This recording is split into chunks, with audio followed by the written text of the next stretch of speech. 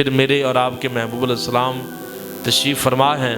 آقا علیہ السلام کے سامنے ایک دیہاتی آیا اور اس نے آ کے میرے اور آپ کے محبوب علیہ السلام سے کہا کہ میں آپ پر اس وقت ایمان لے کے آؤں گا کہ جب وہ درخت جو سامنے کھڑا ہوا ہے وہ چل کے اگر میرے پاس آ جاتا ہے تو پھر میں آپ کی نبوت کو تسلیم کروں گا۔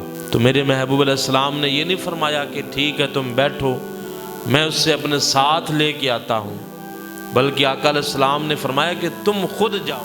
اگر حضور جاتے اور حضور اس درخت کو کہتے کہ میرے ساتھ چلو تو علماء کرام فرماتے ہیں کہ اس وقت بھی اس دیہاتی نے اعتراض کر دینا تھا کہ یہ ان کا ایک جادو ہے یا درخت کے ساتھ ان کا کٹھ جوڑ بنا ہوا ہے، اس لیے درخت بھی ان کی بات مانتا ہے یا ان کے جادو کا اثر ہے۔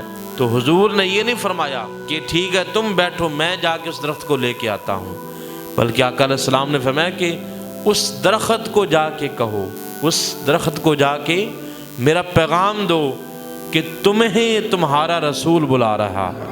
پتہ چلا کہ میرے آقا علیہ السلام صرف انسانوں کے نبی نہیں ہیں بلکہ محبوب علیہ السلام حیوانوں کے، جنوں کے، پرندوں کے، حتیٰ کہ حضور نبیوں کے بھی نبی بن کے تشریف لے کے آئے۔ تو آقا علیہ السلام دائیں جھکا، پھر بائیں جھکا، پھر آگے کی طرف جھکا، پھر پیچھے کی طرف جھکا، اس نے اپنی جڑیں اکھاڑ دیں، خود اس نے درخت نے جڑیں اکھاڑی اور وہ زمین کو چیرتا ہوا میرے آقا علیہ السلام کے قدموں کے اندر آ کے آگے جھک جاتا ہے۔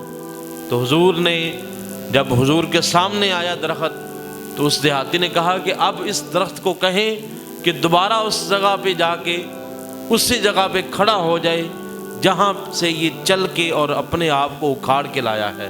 پھر حضور نے اسے حکم دیا اور حضور کے حکم کے مطابق وہ درخت دوبارہ اسی جگہ پہ جا کے جو ہے وہ کھڑا ہو گیا۔ تو پھر وہ دیہاتی میرے اور آپ کے محبوب علیہ السلام کا کلمہ پڑھ کے جو ہے وہ مسلمان ہو گیا۔ تو یہ حضور نبی پاک صلی اللہ علیہ وسلم کا معجزہ ہے۔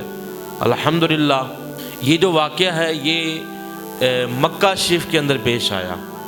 مکہ شریف کے اندر حضور نے ابھی نبوت کا اعلان ہی فرمایا تھا، تو یہ مکہ کے اندر یہ واقعہ پیش آیا تھا۔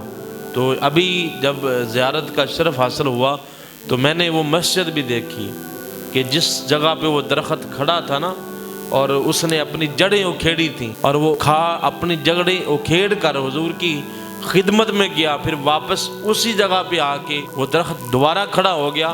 تو آج وہاں پہ ایک مسجد بنی ہوئی ہے جسے مسجد شجر کہا جاتا ہے۔ شجر چونکہ عربی کے اندر درخت کو کہا جاتا ہے تو اس کا نام بھی مسجد شجر ہی رکھا ہوا ہے۔